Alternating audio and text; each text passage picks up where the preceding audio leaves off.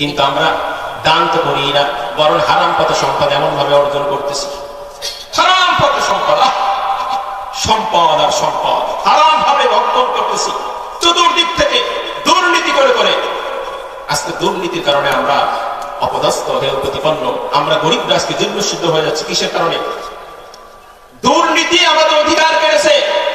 কে কাটছে? ওই একজন চিন্তা করতেছে আমি দুর্নীতি করে টাকা পাহাড় করবো, আর গরিব মানুষ না খেয়ে চিরদিনের দিনে মরে যাবে। কি বলেন, আছে না নাই? চারিদিকে দুর্নীতি আর আছে না নাই? দুর্নীতি আছে না নাই?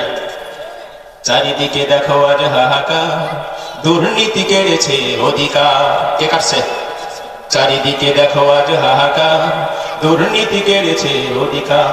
ঘরে কিবা বাহিরে শান্তি নাহিরে, ঘরে কিবা বাহিরে শান্তি নাহিরে, অশান্ত দাবনারে পুরসার খার। চারিদিকে দেখো আজ হাহাকার, দুর্নীতি কেড়েছে অধিকার। কে কাটছে? শুধু ঘুষ জুলুমের দেখো সাইলাম, শ্রমজীবী মানুষের বেড়ে গেছে চাপ।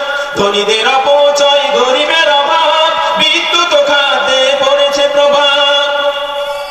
সত্যি না মিথ্যা? সত্যি না মিথ্যা? বড় লোকরা এমন অপচয় করতেছে, ও চিন্তা করে গরিব না থাকলেই ভালো। আজকে ধনীদের অপচয়ের কারণে আমাদের সব সম্পদ তারা ভক্ষণ করে নিতেছে, আর আমরা দিনে দিনে ফকির, বেচারা ফকিরই হতে চলছি। হ্যাঁ, তারা সব সম্পদ গ্রাস করে নিয়ে তারা আমাদেরকে ফকির বানিয়ে দিচ্ছে। আল্লাহ ওই সমস্ত ধনীদেরকে হেফাজত করতে পারেন, আমিন।